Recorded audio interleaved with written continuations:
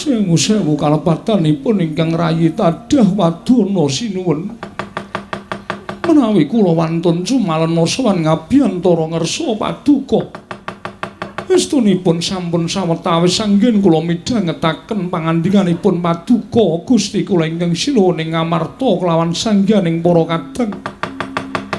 Ingkang nedya damel srana swarganipun Kanjeng Rama Prabu Pandhu miwah Kanjeng Ibu Madrim.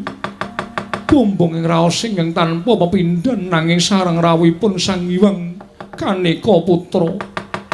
Ingkang nedya nimbali dhateng paduka Gusti kula ingkang sinuwuning ngamarta.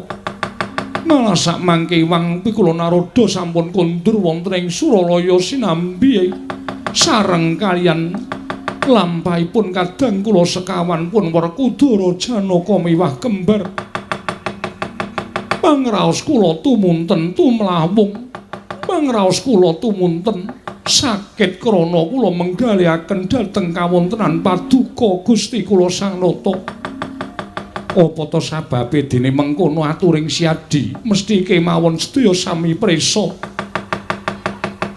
Sinuwun Pandhawa menika mboten saged dipun pisahaken.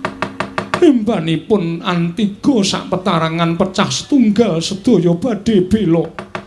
Wondene mukti setunggal menika sedaya ngraosaken